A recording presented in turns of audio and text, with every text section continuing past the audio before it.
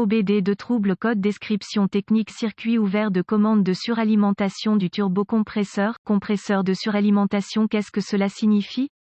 Ce code de diagnostic DTC est un code de groupe motopropulseur générique, ce qui signifie qu'il s'applique aux véhicules équipés d'OBD2 qui ont un compresseur ou un turbocompresseur Chevrolet, GMC, Duramax, Isuzu, Ford, Toyota, Nissan, VW, Hino, etc. Bien que génériques, les étapes de réparation spécifiques peuvent varier selon la marque, le modèle. Les turbocompresseurs et les compresseurs sont des pompes à air qui forcent l'air dans le moteur pour augmenter la puissance. Les compresseurs sont entraînés hors du vilebrequin du moteur par une courroie, tandis que les turbocompresseurs sont entraînés par l'échappement du moteur. De nombreux véhicules modernes à turbocompresseur utilisent ce qu'on appelle un turbocompresseur à géométrie variable, VGT. Ce type de turbo a des aubes réglables situées autour de l'extérieur de la turbine qui peuvent être ouvertes et fermées pour varier la quantité de pression de suralimentation. Cela permet au turbo d'être contrôlé indépendamment du régime moteur. Généralement, les aubes sont ouvertes lorsque le moteur est sous faible charge et ouvertes lorsque la charge augmente. La position des aubes est contrôlée par le module de commande du groupe motopropulseur PCM, généralement à l'aide d'un solénoïde de commande électronique ou d'un moteur. La position de l'aube turbo est déterminée à l'aide d'un capteur de position dédié. Sur les véhicules qui utilisent un turbocompresseur ou un compresseur traditionnel à cylindrée fixe, le boost est contrôlé via une soupape de décharge ou une soupape de dérivation. Cette soupape s'ouvre pour relâcher la pression de suralimentation. Le PCM surveille ce système à l'aide d'un capteur de pression de suralimentation.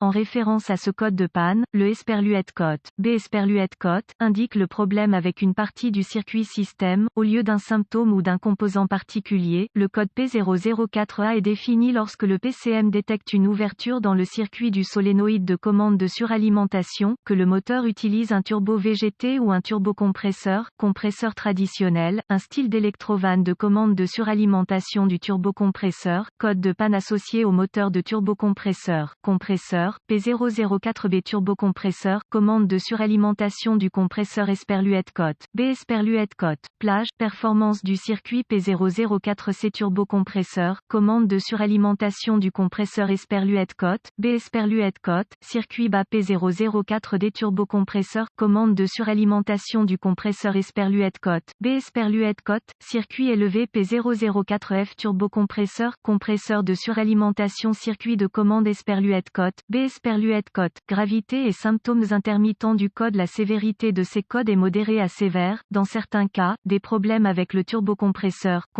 peuvent endommager gravement le moteur. C'est une bonne idée d'adresser ce code dès que possible. Les symptômes d'un code P004A peuvent inclure boost insuffisant entraînant un manque de performance du moteur, overboost entraînant une détonation et des dommages possibles au moteur, voyant de contrôle du moteur allumé. Les causes potentielles de ce code à définir sont capteur de position de pression de suralimentation, turbocompresseur défectueux, turbocompresseur, superchargeur défectueux, solénoïde de commande défectueux, problème de câblage PCM défectueux. Le vide fuit si la soupape est contrôlée par le vide. Procédure de diagnostic et de réparation. Commencez par inspecter visuellement le turbo et le système de commande du turbo. Recherchez les connexions desserrées, le câblage endommagé, les fuites de vide, etc. Ensuite, vérifiez les bulletins de service technique TSB concernant le problème. Si rien n'est trouvé, vous devrez passer au diagnostic étape par étape du système. Ce qui suit est une procédure généralisée, car les tests pour ce code varient selon les véhicules. Pour tester avec précision le système, vous devez vous référer à l'organigramme de diagnostic du fabricant, vérifier le fonctionnement du système en commandant au solénoïde de commande de changer de position à l'aide d'un outil de balayage bidirectionnel, monter le RPMS du moteur à environ 1200 TR, min et basculer le solénoïde entre marche et arrêt. Ce faisant, le régime du moteur doit changer et le PID de position du capteur sur l'outil d'analyse doit également changer. Si les TR, min fluctuent mais que le PID de position, pression ne change pas, suspectez un problème avec le capteur ou son circuit. Si le RPMS ne change pas du tout, suspectez un problème avec le solénoïde de commande, le turbo, compresseur ou le câblage. Pour vérifier le circuit, testez la puissance et la masse au solénoïde.